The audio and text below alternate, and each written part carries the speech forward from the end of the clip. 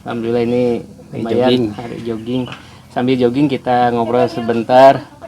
Berpengalaman lama di dunia ekspor impor, masya Allah. Namanya Pak DKM, Pak Yusef.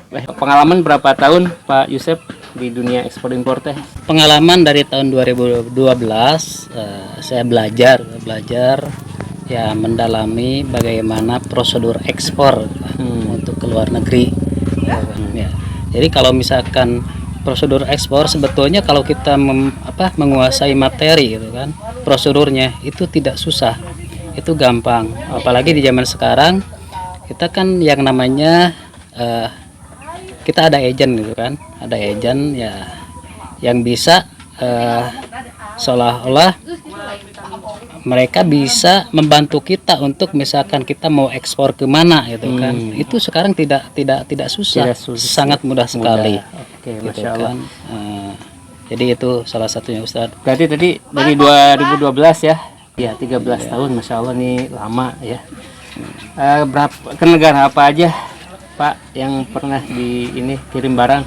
Dulu kita ekspor itu ke Jepang, ke Amerika dan Perancis, banyak kan.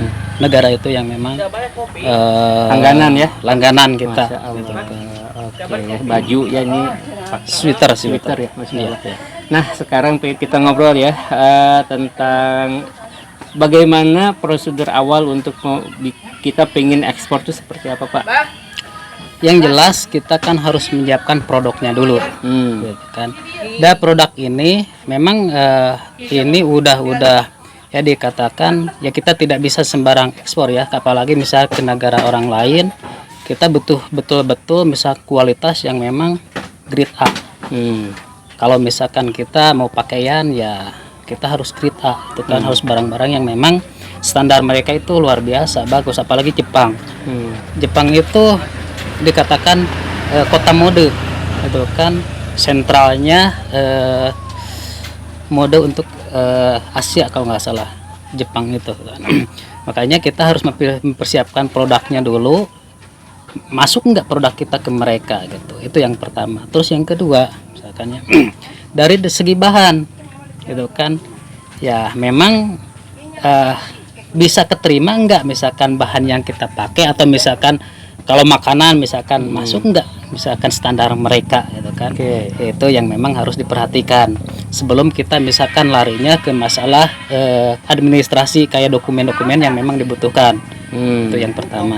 Terus yang selanjutnya kita harus mempersiapkan ya jelas-jelas kita kan kalau data perusahaan ya kita harus menyiapkan perusahaannya, nama PT-nya apa. PT. Kalau CV itu bisa nggak? CP bisa. Gitu kan pakai CP, terus biasa NPWP, NIB, gitu kan. Nah itu yang memang harus yang harus dipersiapkan, perizinan seperti itu gitu kan. Itu yang memang wajib untuk kita punya. Ustaz. Terus untuk selanjutnya ketika kita misalkan sudah mempunyai misalkan dokumen tersebut itu udah lengkap lah, dokumen yang memang dibutuhkan, kita tinggal menunjuk forwarding gitu kan, forwarder gitu kan.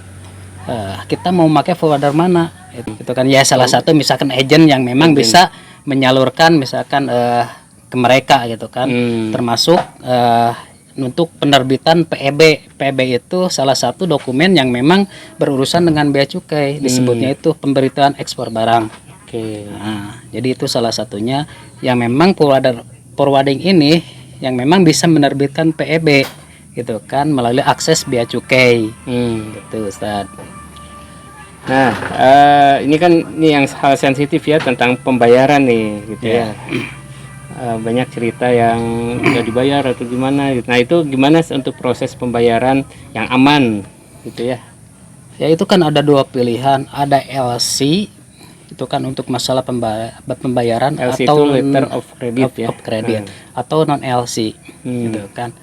Kalau LC berarti kan kita itu jaminannya dengan bank. Kita buka LC mau di bank mana misalkan itu yang memang ada kesepakatan antara kita dengan buyer gitu kan. Ya, persyaratan LC gitu kan. Nah, nanti kan mereka itu akan menerbitkan LC-nya dan dikirim ke kita. Nah, kita mau nunjuk pakai bank mana? Salah satu misalkan bank yang ada di Indonesia misalkan yang memang sudah biasa menangani ekspor dan impor, Oke. gitu kan. Nah, keuntungan LC dan non LC, gitu kan. Kalau isi LC itu kan memang ada jaminan dari bank sendiri. Jadi perantara itu bank ya sebenarnya. Betul. Oh, iya. Jadi ketika misalkan kita udah ekspor barang nih, gitu kan.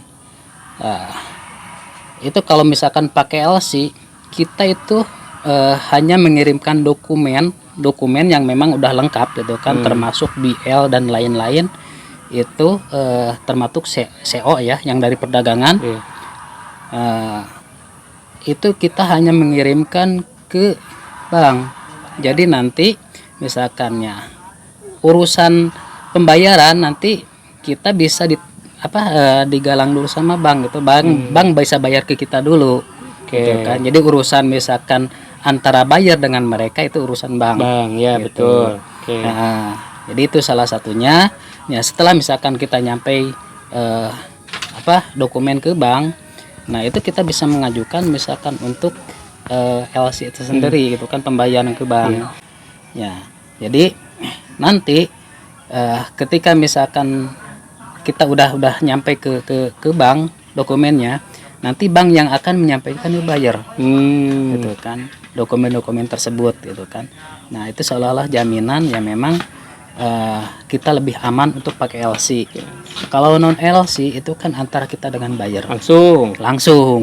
Jadi ketika misalkan kita barang udah nyampe ke sana, ya kita baru mengajukan pembayaran ke mereka, itu kan, mau melalui bank mana, itu kan, itu tinggal kesepakatan kita aja dengan banknya tersebut.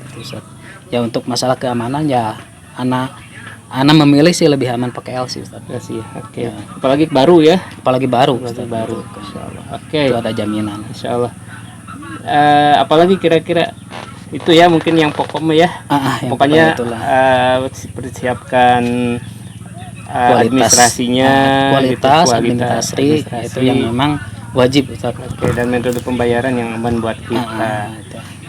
Produknya apa ya bebas kembali ya. Masalah ini makanya ini Pak Yusuf itu untuk harus banyak sharing tentang bab ekspor nih karena banyak pengalamannya, apalagi di kita di sumber daya alam banyak gitu ya, harusnya bisa dimanfaatkan lah. Iya betul, jadi sharing terutama untuk UMKM ya. Betul. Banyak potensi, Ustaz. Betul. Gitu kan. Kita bukan hanya dari garmen saja. Betul. Kita dari hasil pertanian, hasil perkebunan, itu kan, hasil buah-buahan dan lain-lain. Aya nama daun cawu oge tiasa diekspor kan gitu. Daun kelor tiasa diekspor gitunya. Tinggal kitanya. Iya. Ya, salah satunya ya mungkin pemerintah daerah bisa mendukung gitu kan, program UMKM gitu kan, bisa melalui misalkan koperasi atau misalkan Disperindag itu yang memang bisa memfasilitasi. Masya Allah. Oke, cukuplah sebentar ini mah untuk awalan, nanti kalau ada ngobrol-ngobrol kita lanjut kopdar ya. Hatur nuhun Pak Yusuf, jazakumullah. Assalamualaikum warahmatullahi wabarakatuh. Waalaikumsalam. Kita lanjut olahraga lagi.